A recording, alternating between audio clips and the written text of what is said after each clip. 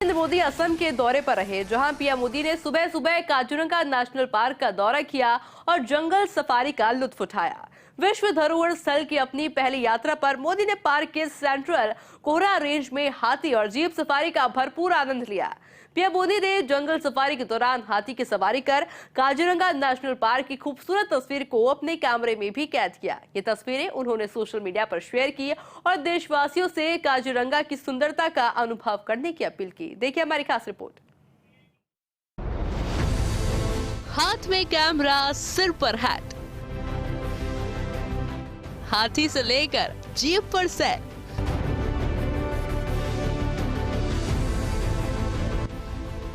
जंगल safari, हाथी की सवारी।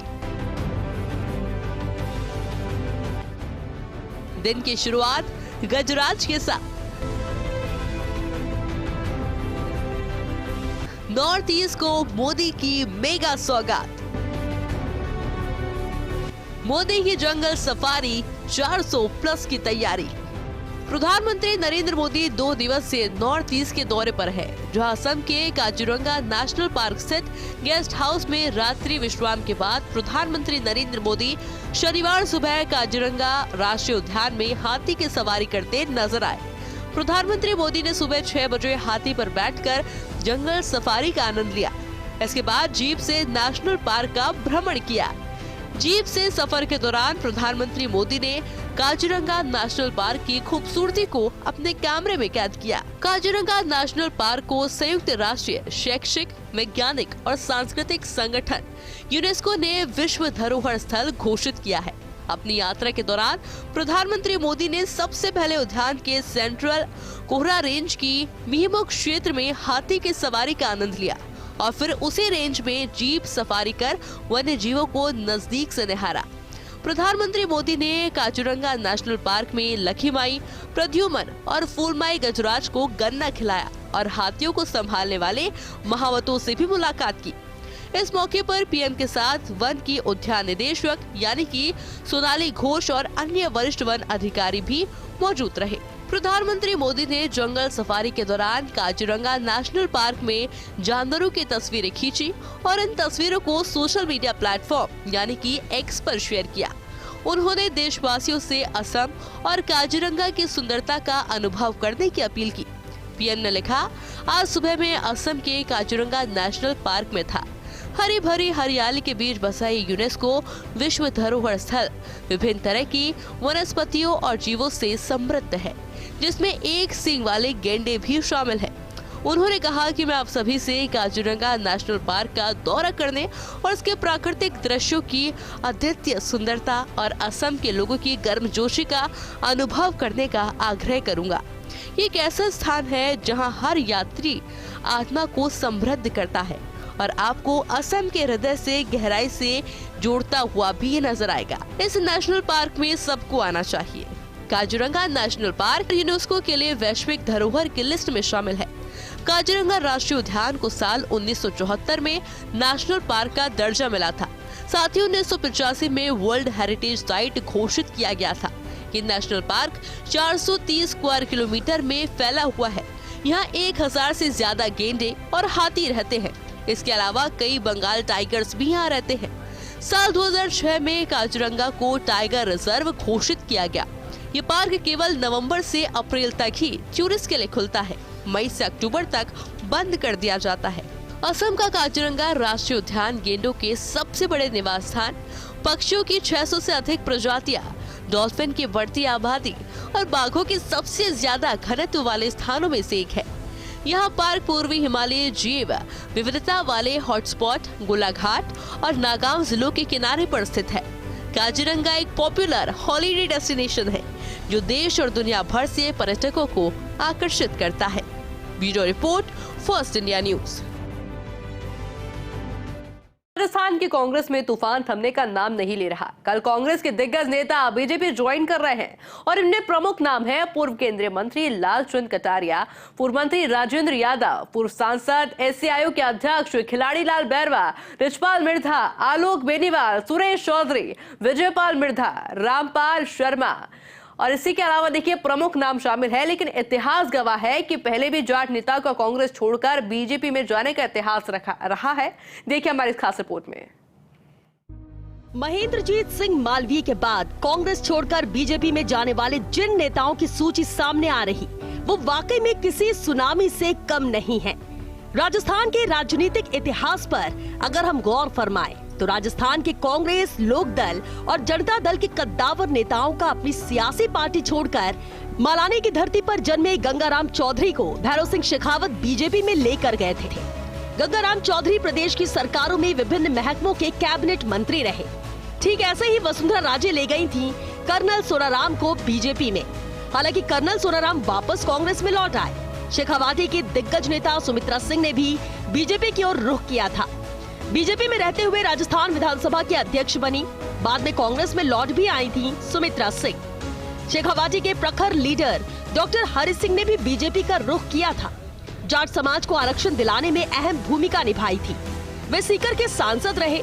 राज्य सरकारों में चिकित्सा मंत्री के तौर पर पहचान बनी।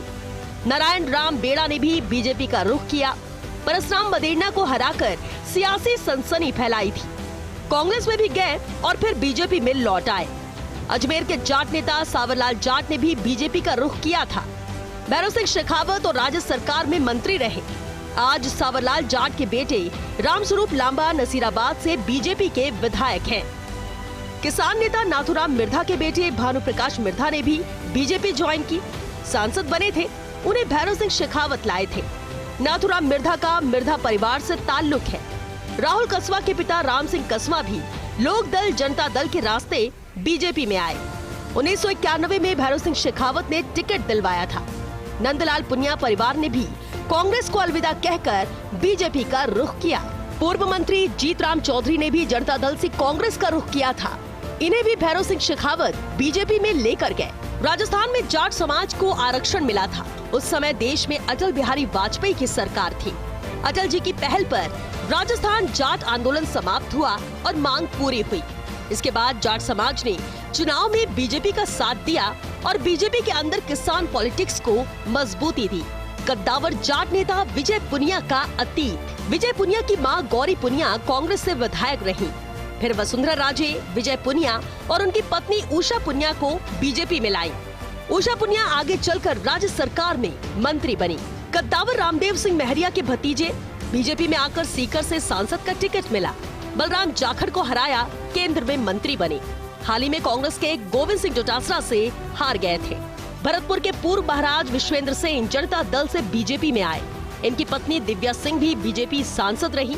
आज विश्वेंद्र सिंह कांग्रेस में हैं। राम प्रताप कासिया भी जनता दल से बीजेपी में आए। नहरी क्षेत्र के किसान नेता के रूप में पहचान। हनुमानगढ़ से कद्दावर नेता डॉक्टर राम प्रताप भी जनता दल से बीजेपी में आए। राज्य सरकार में प्रभावी मंत्री थे। कद्दावर कांग्रेस किसान नेता चौधरी आत्माराम के बेटे हैं कृष्ण कड़वा। कृष्ण कड़वा भी कांग्रेस से बीजेपी में आए और विधायक बने थे। विनोद लीलावाली इन्हीं के भाई हैं। लोकसभा अध्यक्ष रहे बलराम जाखड़ के भांजे भी हैं। जनता दल से ही मारवाड़ के नेता पूर्व राजस्व मंत्री रामनारायण डूडी भी बीजेपी में आकर मंत्री बने। पचपदरा के चौधरी अमराराम भी कांग्रेस से बीजेपी में आए। राज्य सरकार में राजस्व मंत्री बने। आज इनके पुत्र अरुण अमराराम चौधरी बीजेपी के विधायक हैं। रतनलाल जाट ने भी अपना दल छोड़कर बीजेपी का रुख किया। जनता दल से सहाड़ा के किसान नेता के रूप में पहचान। राजस्थान सरकार में मंत्री बने। शेखावाटी के नेता गोपाल सिंह खंडेला ने बीजेपी का रुख किया था। इनके बेटे बंशीधर बाजिया को राज्य सरकार में मंत्री बनने का गौरव मिला। तारानगर के नेता जय नारायण पुनिया भी बीजेपी में आए। लोक दल जनता दल के मार्ग से ही बीजेपी में आए।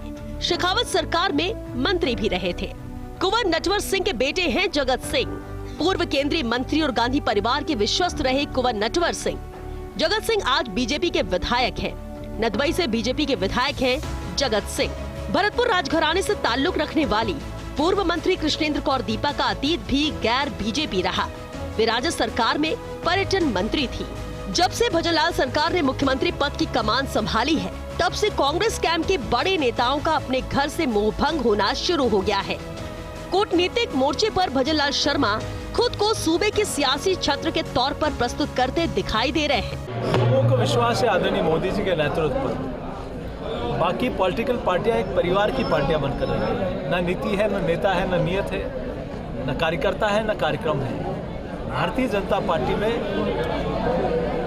आप देखिए कि इस कुशल नेतृत्व भी है, नीति भी है, नियत भी है, कार्यकर्ता भी है, कार्यक्रम भी है और राष्ट्र के प्रति समर्पण भी है। तो इसीलिए अन्य पॉलिटिकल पार्टियों के लोग उन पार्टियों में जो वर्षों से वहाँ काम कर रहे हैं वो और भारतीय जनता पार्टी में फर्क देख रहे हैं। एक तरफ वो कुशल नेतृत्व है जिनके नेतृत्व में भारत दुनिया का सिरमौर बनने जा रहा है, और दूसरी तरफ जिन्होंने 60 वर्षों तक देश में सिर्फ नारे और वादे दिए, सिर्फ झूठ बोला, किया कुछ नहीं, तो वो अंतर लोग देख रहे हैं और आप मोदी जी की तरफ रुक रहे हैं। अब लालचंद कटारिया, रिचपाल मिर्धा, विजयपाल मिर्धा, आलोक बेनीवाल और सुरेश चौधरी बीजेपी में जा रहे। बीजेपी इनके जरिए जातीय और क्षेत्रीय समीकरणों को साधेगी। पूर्व केंद्रीय मंत्री और गहलोत सरकार में कृषि मंत्री रहे। पूर्व स्पीकर सीपी जोशी के खास हैं लालचंद कटारिया। गहलोत कैंप से रही निकटता। इनके पिता रामप्रताप कटारिया भी आमेर से कांग्रेस से विधायक रहे थे। जयपुर देहात के किसान बेल्ट पर पकड़।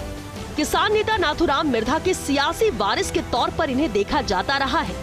नाथूराम मिर्धा के भतीजे हैं रिचपाल मिर्धा। 2 बार डेगाना से कांग्रेस के विधायक रहे। पहले भी एक बार बीजेपी का रुख कर चुके हैं। रिचपाल मिर्धा और लालचंद कटारिया के बीच रिश्तेदारी है। शाहपुरा से निर्दलीय विधायक रहे थे। कांग्रेस की कद्दावर नेता और पूर्व राज्यपाल डॉक्टर कमला के बेटे हैं आलोक। पहली गहलोत सरकार में उप मुख्यमंत्री भी रही डॉक्टर कमला। गुजरात के राज्यपाल के रूप में ख्याति मिली। जीवन भर कांग्रेस, खादी और सादगी के प्रति समर्पित रही। शेखावाटी के सुरेश चौधरी पीसीसी में कई पदों पर रहे। कुशल संगठनकर्ता की इमेज रही। चौधरी को कांग्रेस सेवा दल अध्यक्ष के तौर पर ख्याति मिली। आलोक बेनीवाल और सुरेश चौधरी के बीच रिश्तेदारी है। बहरहाल कांग्रेस नेताओं का अपने मूल दल छोड़कर बीजेपी में जाने का इतिहास है। कांग्रेस के प्रखर जाट नेताओं का बीजेपी में जाकर पद और प्रतिष्ठा हासिल करने का गौरवशाली इतिहास रहा। कुछ तो ऐसे हैं जिन्होंने बीजेपी में जाने के बाद विचार परिवार की रीति नीति भी समझ ली। Yogesh Sharma, first India news, Jaipur. व्यवस्था के लिए जरूरी है कि सत्ता पक्ष के साथ साथ विपक्ष भी मजबूत हो, लेकिन देश में बीते 10 साल से मान्यता प्राप्त विपक्ष नदारद है। आजादी के बाद देश में संसदीय इतिहास को 72 साल पूरे हो चुके हैं, लेकिन कड़वी हकीकत यही है कि इस अवधि में 47 साल तक देश बिना नेता प्रतिपक्ष के रहा है। देखिए हमारी खास रिपोर्ट। लोकतंत्र में राजनीतिक हमेशा सत्ता पाने के लिए प्रयास करते हैं, लेकिन देश में पिछले 10 साल से लोकसभा में विपक्ष के नेता को लेकर भी संघर्ष हो रहा है। आजादी के बाद पहला लोकसभा चुनाव 1992 में हुआ था।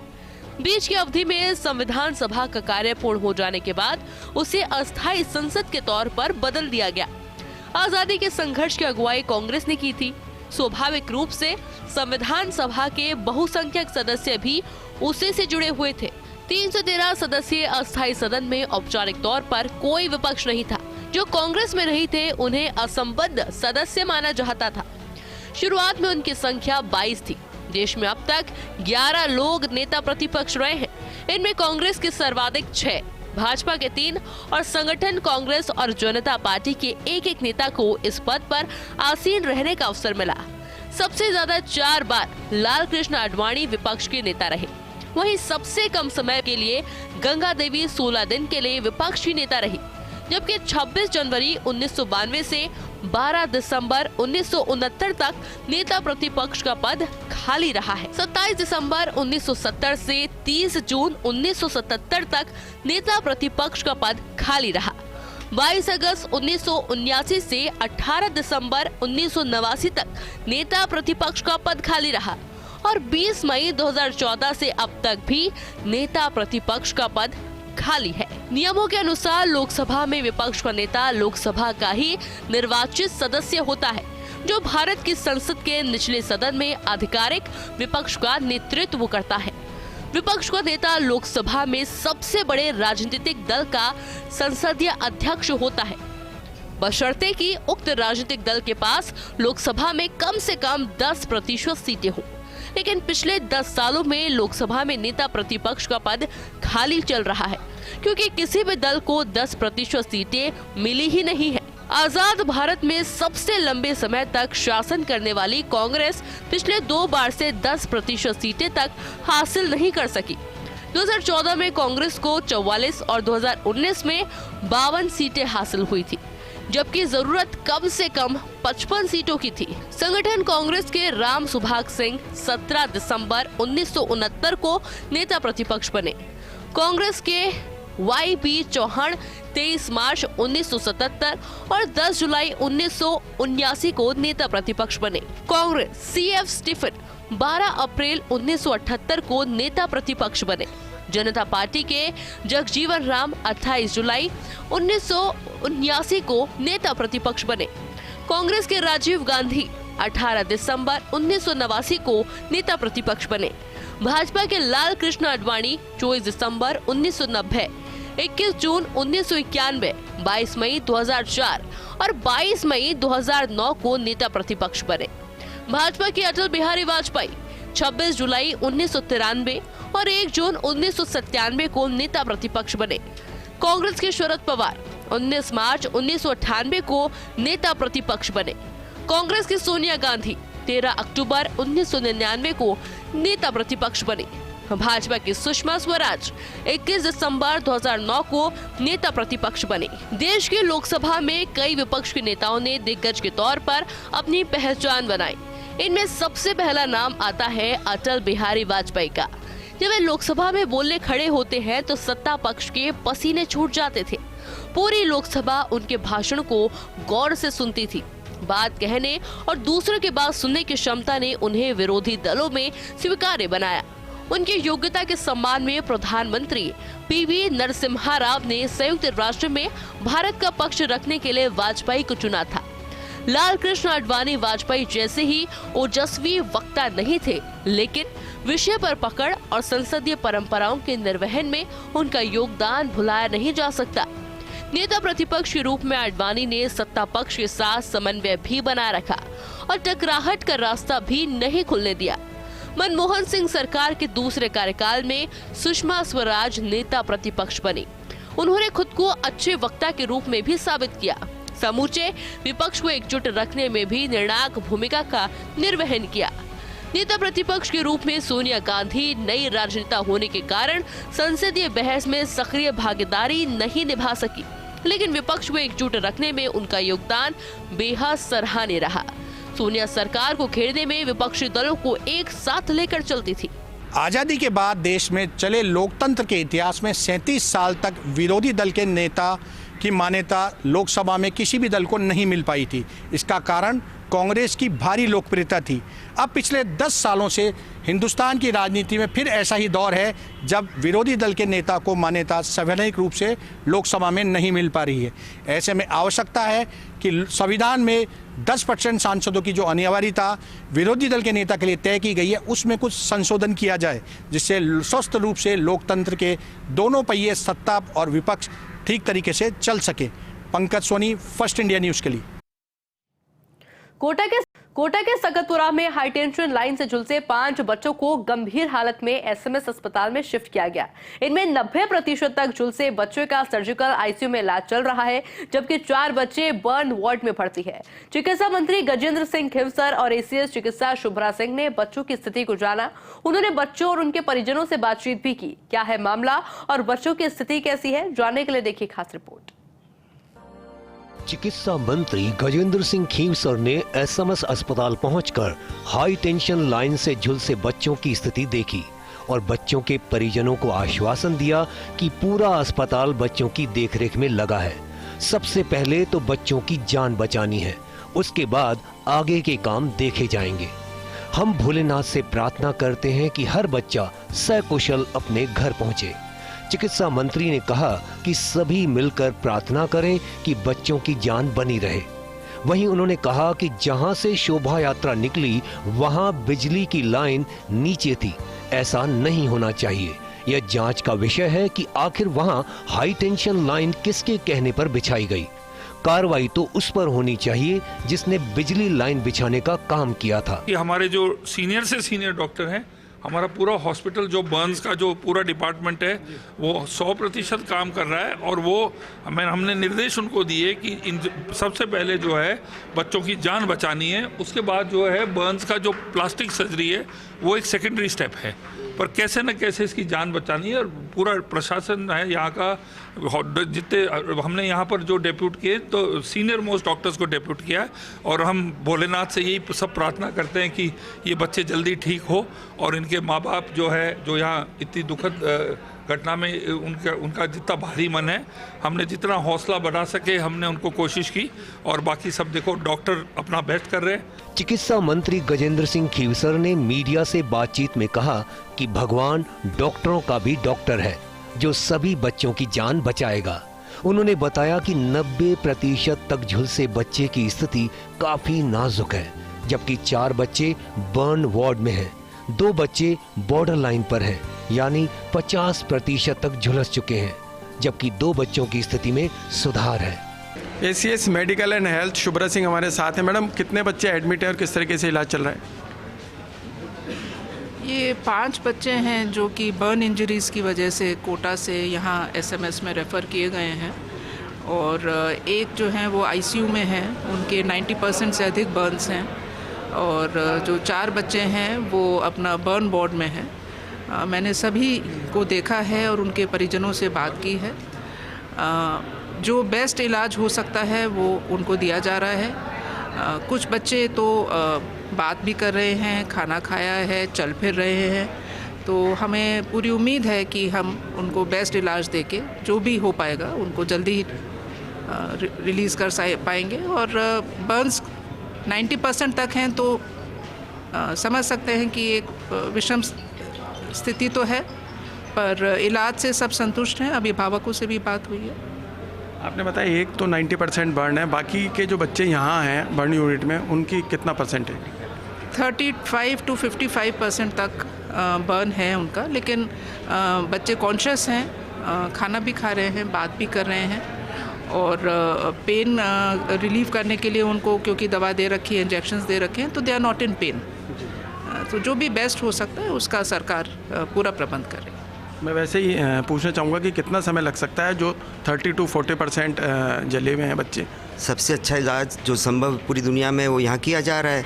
बाकी तो इलेक्ट्रिकल बर्न है, बच्चे छोटे हैं, गार्डेड प्रोग्नोसिस रहेगा हमेशा। चिकित्सा मंत्री गजेंद्र सिंह खीवसर ने साफ तौर पर कहा कि बच्चे तो भगवान का रूप है और उनकी कोई गलती नहीं है। गलती तो उस अधिकारी की है जिसने हाई टेंशन लाइन डलवाई, और वह भी काफी नीचे। ऐसे अधिकारी पर कार्रवाई होनी चाहिए। Vinod Singh Chauhan, first India news, Jaipur. और चलिए एक बात है, मुख्यमंत्री भजनलाल शर्मा सरकार ने दुर्लभ महत्वपूर्ण खनिज के 3 ब्लॉक की एक्सप्लोरेशन लाइसेंस के लिए ई नीलामी की प्रक्रिया 6 मार्च से आरंभ कर राजस्थान देश में अग्रणी प्रदेश बन गया है।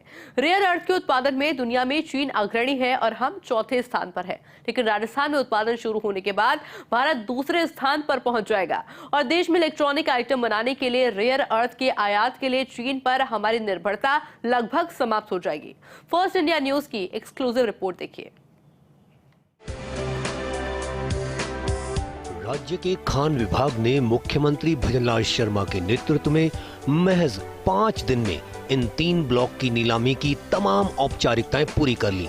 सबसे खास बात यह है कि 21 जनवरी को केंद्र सरकार ने नियमों में संशोधन कर 22 जनवरी से भोपाल में आयोजित राज्यों के खान मंत्रियों के सम्मेलन में 23 जनवरी को 20 खनिजों के EL ऑक्शन तैयारी के लिए राज्यों को ब्लॉक उपलब्ध कराए और इसी माह की 1 मार्च 24 को केंद्र सरकार द्वारा राज्यों को मॉडल निविदा डॉक्यूमेंट भेजा गया। खान सचिव आनंदी ने बताया कि मुख्यमंत्री भजनलाल शर्मा के निर्देशन में राजस्थान के माइंस विभाग ने केवल 5 दिन में आवश्यक तैयारी कर रेयर अर्थ एलिमेंट के 2 और पोटाश के 1 ब्लॉक के एक्सप्लोरेशन लाइसेंस के लिए 6 मार्च 24 को भारत सरकार के पोर्टल पर निविदा डॉक्यूमेंट जारी कर दिया। राजस्थान के साथ ही कर्नाटक ने भी 1 ब्लॉक की EL ऑक्शन प्रक्रिया आरंभ की है।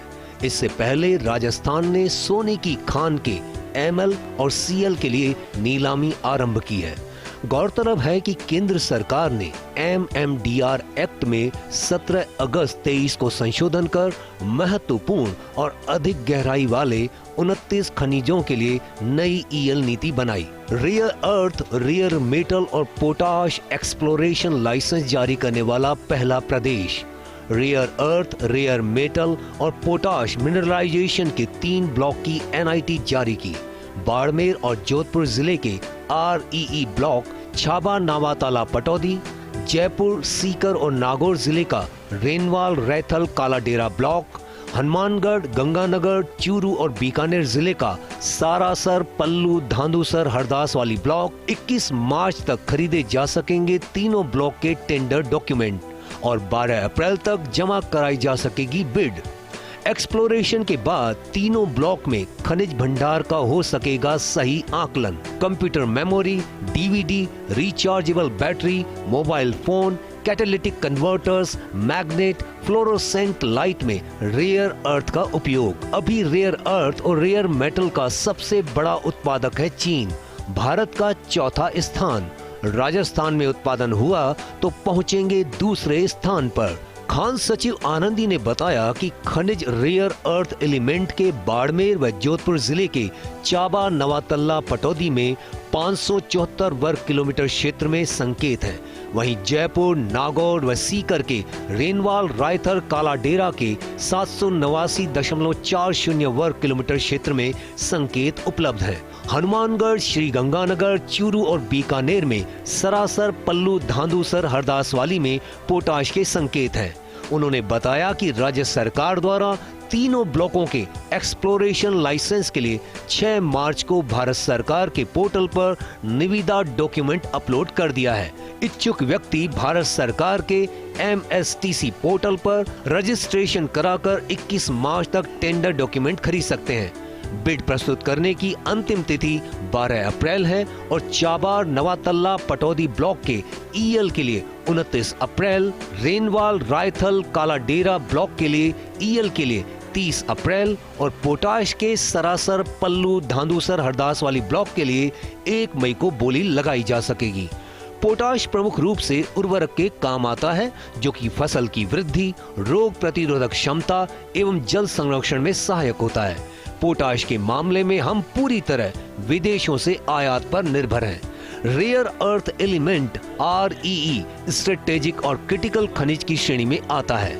आज की तारीख में REE अति महत्वपूर्ण खनिज है जिसका सामरिक महत्व के साथ ही green energy, electronic battery, electronic उद्योग, मोबाइल, टीवी उपकरण आदि में प्रमुखता से उपयोग होता है।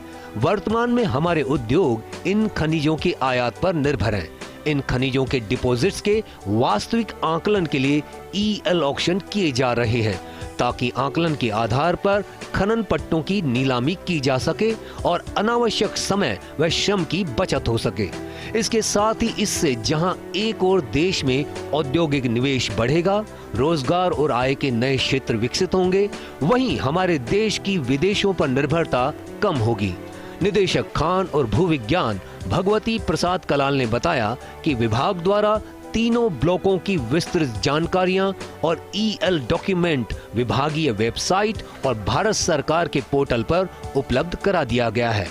उन्होंने बताया कि देश दुनिया में कहीं से भी कोई भी आवश्यक औपचारिकताएं पूरी कर इस प्रक्रिया में हिस्सा ले सकता है। Nirmal Tiwari, first India news, Jaipur. Lok Sabha speaker Om Birla Kota के रामगंज मंडी दौरे पर रहे। इस दौरान शिक्षा मंत्री मदन दिलावर साथ में मौजूद रहे और दोनों ने खीराबाद पंचायत समिति में विभिन्न विकास कार्यों का शिलान्यास और लोकार्पण किया। स्पीकर बिरला दिव्यांगों और बुजुर्गों के बीच पहुंचे। PM योजरी योजना में सहायक उपकरणों का निःशुल्क वितरण किया गया। इस मौके पर फर्स्ट इंडिया से खास बातचीत में लोकसभा स्पीकर ओम बिरला ने ऐलान किया कि जल्द ही कोटा में सहायक उपकरण वितरण व्यवस्था के एक स्थायी केंद्र की स्थापना करेंगे। उन्होंने 34 दिव्यांगों को मोटराइज्ड ट्राइसाइकिल का तोहफा भी दिया। लोकसभा स्पीकर ओम बिरला आज अपने संसदीय क्षेत्र के दिव्यांगजनों और बुजुर्गों के बीच पहुंचे हैं और रामगंज मंडी से तस्वीरें आपको दिखा रहे हैं जहां एक एक दिव्यांग जन से, बुजुर्ग से खुद स्पीकर ओम बिरला मुलाकात कर रहे हैं। आप देख रहे हैं कि ट्राई साइकिल का तोहफा आज इन दिव्यांगों और बुजुर्गों को मिला है और साथ में समारोह में बिरला ने कई तरह की घोषणाएं भी की है। बिरला साहब, अभी आप एक बुजुर्ग से बात कर रहे थे, उन्होंने कहा कि ये सहायता उपकरण हमेशा मिलते रहने चाहिए और आपने ऐलान कर दिया कि एक स्थायी केंद्र खुल जाएगा, तो किस तरह से ये सेंटर काम करेगा?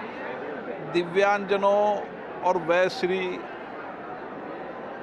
योजना के तहत हर गरीब व्यक्ति जो दिव्यजन भी है और वृद्ध होने के कारण वृद्ध भी है, उनको सहायक उपकरण की बहुत बड़ी आवश्यकता होती है। ये सहायक उपकरण उनकी ज़िंदगियों को बेहतर करेंगे, ये सहायक उपकरण उनकी ज़िंदगी को सहायक करेंगे। माननीय प्रधानमंत्री नरेंद्र मोदी जी ने 10 साल में ज़िंदगी में उन दिव्यांगजनों की ज़िंदगियों को बेहतर करने के लिए, उनको आत्मनिर्भर बनाने के लिए, उनका आर्थिक स्वावलंबन के साथ वह सम्मान की ज़िंदगी जी सकें, इसके लिए उन्होंने पूरे देश के अंदर करोड़ों दिव्यजनों और वयोवृद्ध लोगों को ये सहायक उपकरण दिलाए हैं। उनकी योजना है कि समाज के हर व्यक्ति को उसके ज़िले के अंदर ही उस दिव्यजन को भी जो कुछ छोटी मोटी परेशानियां में, कोई दांत नहीं है, कान की मशीन नहीं, आँख को चश्मा है,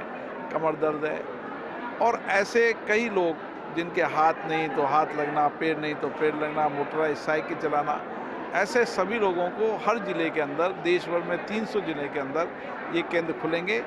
वहीं उनकी जांच होगी और उनकी आवश्यकता के उपकरण वहाँ पर उसी ज़िले में उनको मिलेंगे। आपने केसी भाई को अपने हाथ से चश्मा पहनाया, समाज की सीनियर जनरेशन के बीच आना ओम बिरला को कितना संतोष और सुकून देता है? मैं जब इनके बीच में आता हूं तो मुझे नई ऊर्जा मिलती, काम करने प्रेरणा मिलती, इनके चेहरे की खुशी देखता हूं। आपने देखा कि एक दिव्यजन कभी घर से नहीं निकला था, अब वो कहे कि मैं इस साई को लेके घर से बाहर निकलूँ। व्हील चेयर पर एक बुजुर्ग महिला थी जिसकी कमर दर्द थे, पैर में दर्द था, चश्मे नहीं था, तो उसको साइकिल मिली, व्हील चेयर मिली, चश्मा मिला, बेल्ट मिली, पैर की बेल्ट मिली, चश्मा मिला। तो ये सब उनके चेहरे पर खुशी जब देखता हूँ तो हमें भी बहुत प्रसन्नता होती है। आत्मनिर्भरता से भी दिव्यांगों को जोड़ने की कोशिश, और साथ में जो बुजुर्ग हैं जो कि कई तरह की बीमारियों से पीड़ित हैं, बुढ़ापा अपने आप में एक बड़ी चुनौती होती है, तो सहायक उपकरणों की मदद से किसी को कृत्रिम दांत दिए हैं, किसी को घुटने का बेल्ट मिला है, किसी को कमर का बेल्ट मिला है, और साथ में 34 यहाँ पर जो दिव्यांगजन हैं उनको इस तरह की जो ट्राई साइकिल है उनका तोहफा भी एडीप योजना और साथ में वयोश्री योजना के तहत लोकसभा स्पीकर ओम बिरला की पहल पर मिला है। कैमरामैन आकाशदीप सिंह के साथ हमारे channel first India news, Ramganj Mandi, Kota. Jhalawar में आज केंद्रीय मंत्री मीनाक्षी लेकर सर्किट हाउस पहुंची। इनका स्वागत जिला कलेक्टर अजय सिंह राठौड़ और एसपी ऋचा तोमर ने किया। सर्किट हाउस में बीजेपी पदाधिकारियों से मुलाकात और चर्चा की। इस दौरान मीडिया से भी उन्होंने कहा कि देश में इस बार 400 पार बीजेपी की सीट आएंगी। आगामी लोकसभा चुनाव को लेकर केंद्रीय मंत्री भीलवाड़ा से सड़क मार्ग से चलकर सर्किट हाउस पहुंची और यहाँ उनका गर्मजोशी से बीजेपी नेताओं ने स्वागत किया। रणनीति तो बहुत स्पष्ट है कि हमने पिछले 10 साल में जो कार्य किए हैं वो रफ्तार देश की तरक्की की, विकास की यात्रा की पूरे देश के सामने है, और कोई ऐसा क्षेत्र नहीं है मनुष्य जीवन का या राष्ट्र जीवन का जहाँ पर हमारी सरकार ने काम ना किए हों। और एक अंग्रेजी का शब्द है स्वॉट एनालिसिस।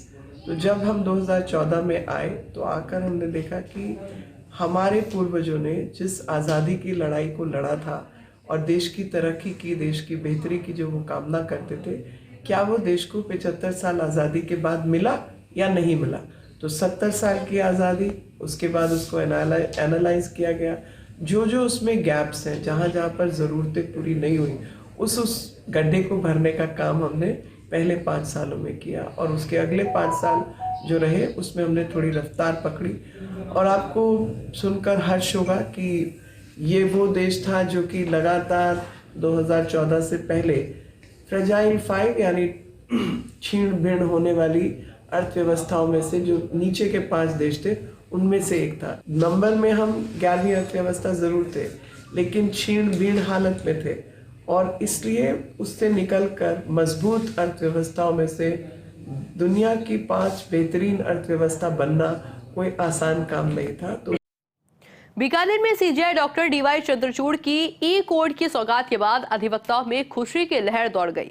अधिवक्ता केंद्रीय कानून मंत्री अर्जुन मेघवाल का आभार जताते नजर आए। इस दौरान वरिष्ठ और युवा अधिवक्ताओं ने कहा कि बीकानेर के लिए बड़ी सौगात है। साथ ही साथ हमारा संविधान हमारा सम्मान कार्यक्रम को लेकर भी अधिवक्ताओं ने अपनी राय दी। इस दौरान संवाददाता लक्ष्मण राघव ने की अधिवक्ताओं से खास बातचीत। बीकानेर में सीजीआई डॉक्टर डीवाई चंद्रचूड़ ने आज हमारा संविधान हमारा सम्मान के साथ साथ न्यायिक कार्यक्रम का भी आगाज किया, सहायक न्यायिक कार्यक्रम का। साथ ही साथ बीकानेर के लिए एक सौगात भी आई जो 7,000 करोड़ रुपए ई कोर्ट्स के लिए दिए जा रहे हैं। उसी के तहत यहाँ पर वीडियो कॉन्फ्रेंसिंग के जरिए एक तरह से हाई कोर्ट में पार्टिसिपेंट का मौका जो है यहाँ के अधिवक्ताओं को मिलेगा। इस वक्त हमारे साथ देख सकते हैं तमाम यूथ भी हैं, कुछ सीनियर अधिवक्ता भी हैं, इनसे हम समझते हैं और पूछते हैं कि किस तरह से देखते हैं इस फैसले को। क्या कहेंगे आप, सीजीआई ने जो बात कही और इस कार्यक्रम के बाद जो चीजें होंगी? सर, आज सीजीआई सर ने जो घोषणा की है वर्चुअल कार्यक्रम में जो कोर्ट में पेश होने के, जो बीकानेर जिले के अधिवक्ताओं को तो जो मौका मिलेगा उससे हमारे पूरे बीकानेर संभाग को मौका मिलेगा। जैसे गंगानगर हनुमानगढ़ से हम आते हैं तो वहाँ से हमारी हाईकोर्ट की शुरुआत होगी। एक वरिष्ठ अधिवक्ता भी, आप कैसे देखते हैं पूरे कार्यक्रम को? पहले तो पूरे कार्यक्रम बहुत अच्छा कार्यक्रम रहा और बीकानेर के लिए जो घोषणा हुई है वो बहुत ही सराहनीय है। अर्जुन राम जी मेघवाल साहब को बहुत बहुत धन्यवाद है। बीकानेर का वकील भी हाईकोर्ट की पैरवी यहीं बैठ के बीकानेर में ही कर सकते हैं और ये बीकानेर के वकीलों के लिए, बीकानेर संभाग के वकीलों के लिए बहुत ही अच्छा सराहनीय कार्य है। इस तरह से कहेंगे संविधान को लेकर जो उन्होंने कहा, जिस तरह से गरिमा की बात की, जिस तरह उन्होंने कहा कि बंधुता बढ़े, क्या कहेंगे आप? संविधान की मूल भावना जो है वो यही है कि सस्ता और सुलभ न्याय प्रत्येक नागरिक को मिलना चाहिए। आज इस कड़ी के अंदर जो कानून मंत्रालय ने जो घोषणा की है उससे मुझे ये लगता है कि ऐसे व्यक्ति जिनको न्याय पाने के लिए जोधपुर जयपुर जाना पड़ता है उनके लिए कुछ सुविधाएं यदि बीकानेर से मिलती हैं तो ये बहुत अच्छी बात है। निश्चित तौर पर देखिए हर तरफ है, आप क्या कहेंगे? हाँ, नमस्कार। मैं ये कहना चाहूंगी जो सीजीआई सर ने कहा है उससे बहुत महिलाओं को कम से कम बहुत ज्यादा फायदा होगा, क्योंकि महिलाएं, जेंट्स तो फिर भी क्या होता है कि सुप्रीम कोर्ट चले गए, हाई कोर्ट चले गए, लेकिन महिलाओं के लिए काफी परेशानियां, कठिनाइयां होती है कि वो बीकानेर छोड़ के या जयपुर की भी महिलाएं तो सुप्रीम कोर्ट नहीं जा सकती। सर, जब से वीडियो कॉन्फ्रेंसिंग का टाइम आया है तो हमें पता है कि हमारी जनरेशन आगे बढ़ती जा रही है, तो उसके साथ में हमें भी इवॉल्व होना पड़ेगा। तो जुडिशरी ने भी वो अडॉप्ट किया और वो भी उसी तरीके से इवॉल्व हो रही है। वीडियो कॉन्फ्रेंसिंग से हम एडवोकेट्स को बहुत फायदा पड़ता है, उसके साथ में हम लॉ स्टूडेंट्स हैं, वो जो लॉ के फील्ड से उनसे बहुत अच्छे से इंट्रोड्यूस हो सकते हैं, हियरिंग को घर बैठ के सुन सकते हैं, हमारे लिए अपॉर्चुनिटीज खुलती है। तो आप देख सकते हैं यहाँ पर अगर हम बात करें पूरा अधिवक्ता वर्ग बेहद खुश है और कहीं ना कहीं जो इस कार्यक्रम की मूल भावना थी, हमारा संविधान हमारा सम्मान, तो सीजीआई ने बेहद विनम्र शब्दों में जो बातें कही, जिस तरह से उन्होंने कहा कि हम सबको संविधान चूंकि एक व्यवस्था है जिससे देश चलता है, साथ ही साथ उन्होंने इस बात पर खास तौर पर जोर दिया कि व्यक्ति की गरिमा का जरूर ख्याल रखें। कोई पद में बड़ा छोटा हो सकता है, लेकिन संविधान की मूल भावना की जो है कद्र की जानी चाहिए। बीकानेर के लिए बड़ी सौगात आई। केंद्रीय कानून मंत्री अर्जुन मेघवाल भी उत्साहित नजर आए। उन्होंने सीजीआई का स्वागत तो किया ही किया, साथ ही साथ महाराजा गंगा सिंह को याद करते हुए सुप्रीम कोर्ट से लेकर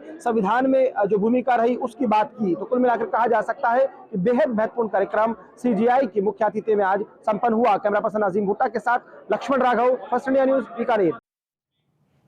भजनलाल सरकार ने 50 आरएस की तबादला सूची जारी की है, जिसमें 20 एसडीओ, 8 एडीएम को इधर उधर किया गया है। इन तबादलों के जरिए हाउसिंग बोर्ड जयपुर यूडीएच में डीएस को 2 रिक्त पदों को भरा गया है। वहीं स्वास्थ्य विज्ञान विश्वविद्यालय में रवि विजय के स्थान पर हरफुल पंकज को रजिस्ट्रार बनाया गया है। सूची में 20 तबादले ऐसे हैं जिनमें किसी न किसी रिक्त पद को भरा गया है। इन 20 रिक्त पदों में से 8 एसडीओ के भी पद है और अब धारा सिंह मीणा के स्थान पर कार्मिक नियम विभाग में दिनेश कुमार को संयुक्त सचिव बनाया गया है। इसके साथ ही 2 आईएएस की जिम्मेदारियों में फेरबदल किया गया है। मुख्य सचिव सुधांशु पंत ने सचिवालय में विकसित भारत संकल्प यात्रा के दौरान उत्कृष्ट उल्लेखनीय कार्य करने वाले अधिकारियों को सम्मानित किया। इनमें से कुछ अधिकारियों को वर्चुअल रूप से और कुछ अधिकारियों को व्यक्तिगत रूप से प्रशस्ति पत्र प्रदान किए गए हैं। मुख्य सचिव ने पुरस्कृत होने वाले सभी अधिकारियों को बधाई और शुभकामनाएं दी।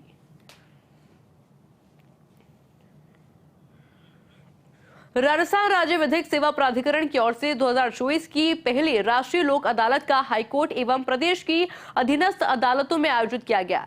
राजस्थान हाईकोर्ट और अधीनस्थ अदालतों में कुल 499 बेंच का गठन कर लाखों मामले सूचीबद्ध किए गए हैं, जिनमें आपसी सहमति से मुकदमों का निस्तारण किया गया और निस्तारित प्रकरणों एवं जारी हुए अवार्ड राशि का देर शाम तक आंकड़े नहीं आ सके हैं। राजस्थान हाईकोर्ट जयपुर बेंच में प्राधिकरण के कार्यकारी अध्यक्ष जस्टिस पंकज भंडारी ने विधिवत शुभारंभ किया।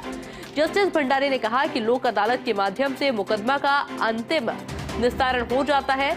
दोनों पक्षों की सहमति से मुकदमों का निस्तारण होने के कारण मामले में अपील भी नहीं होती है। लोक अदालत में निस्तारण हुए मुकदमों की बड़ी संख्या राजस्व प्रकरणों से जुड़ी होती है।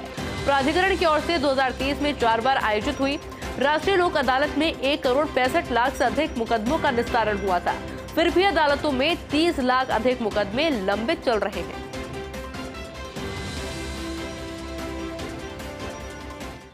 संदड़ी क्षेत्र के श्री सुभद्रा माता एवं मामाजी मंदिर सडला नाड़ा लालाना का 8वां वार्षिक उत्सव धूमधाम से संपन्न हुआ।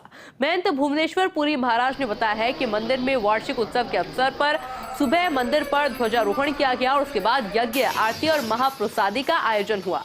मंदिर में सुबह से ही श्रद्धालु की कतारें लगनी शुरू हो गई, जो कि पूरे दिन जारी रही। समूचे जिले से आए श्रद्धालु ने माताजी दर्शन प्राप्त किए।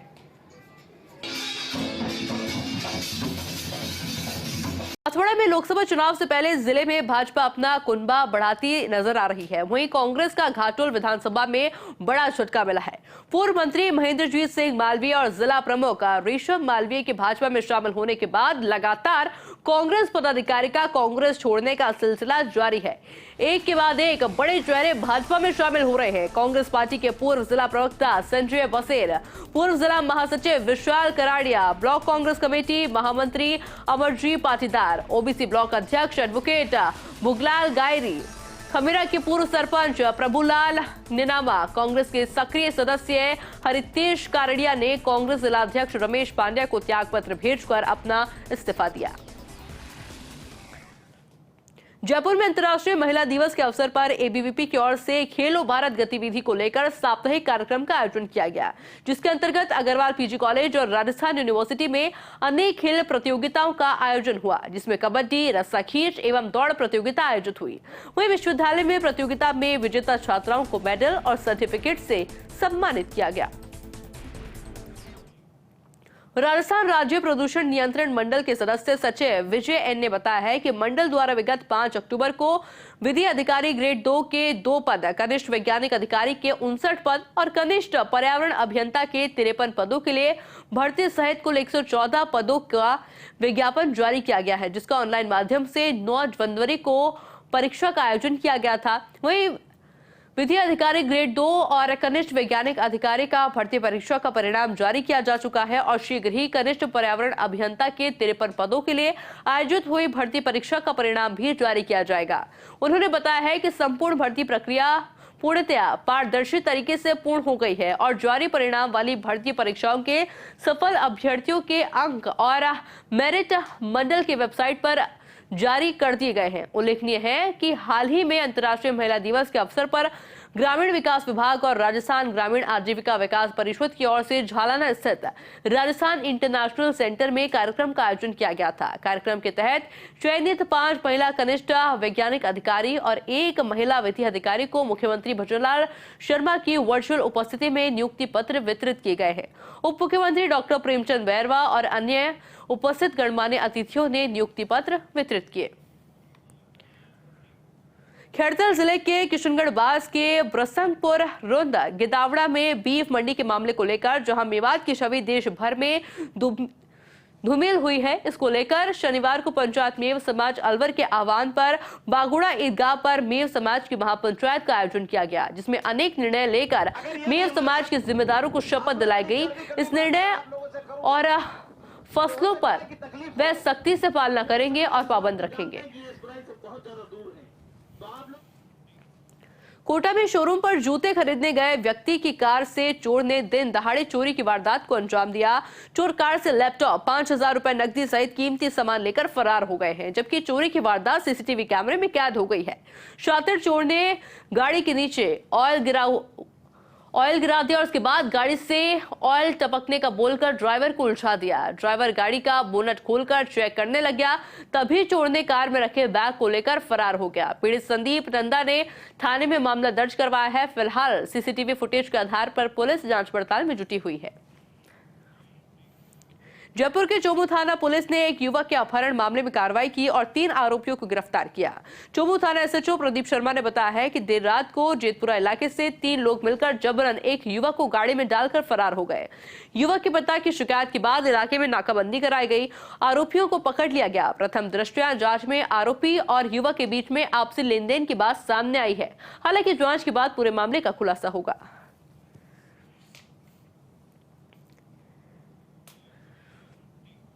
भिवाड़ी में घायल गोवंश का रेस्क्यू करने आई टीम के साथ मारपीट का मामला सामने आया है।